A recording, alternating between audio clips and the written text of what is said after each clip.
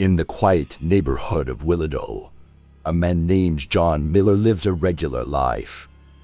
His days were normal, filled with work, family, and a simple home. But something strange started happening, something that made John uneasy. The mirror in his hallway. One night, as John got ready for bed, he looked into the mirror. Instead of seeing himself as usual, he saw a creepy grin on his own face.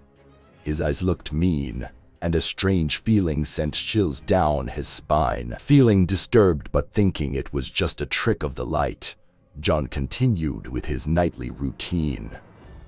As he brushed his teeth, he avoided looking at the mirror too much, feeling uneasy about what he had seen. The next night, unable to resist, John stood in front of the mirror again. This time, his reflection spoke, a deep voice that seemed to come from inside him. "You can't escape," it whispered, making the air feel cold. John, shocked, couldn't believe what was happening. His own reflection was saying creepy things that didn't make sense. Despite being scared, he couldn't stop himself from asking, "Who are you?" The reflection grinned even more, and its words sounded mean. "I am you, John. The real you. The one you try to hide. I know your darkest secrets." A cold sweat covered John's forehead as he listened to the mirror saying things only he should know.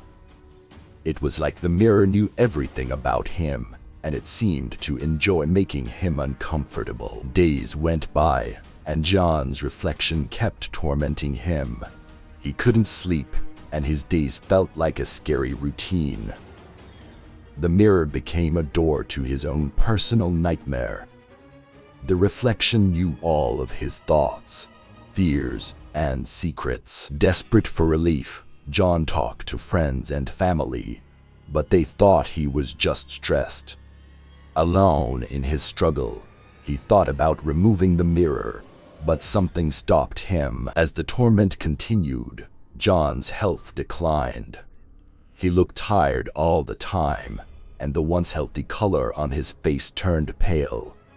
He begged the mirror to stop, but the reflection only got meaner. In a moment of desperation, John decided to face the mirror, to stop the torment. He stood in front of it, determined to take control.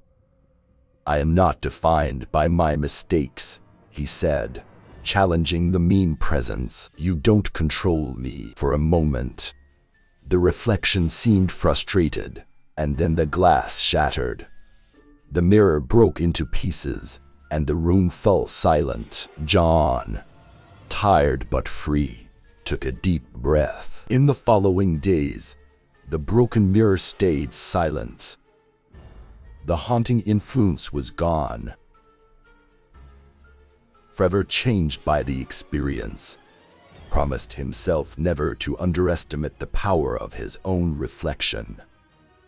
The once normal hallway mirror now stood as a reminder that sometimes the real horror comes from within ourselves.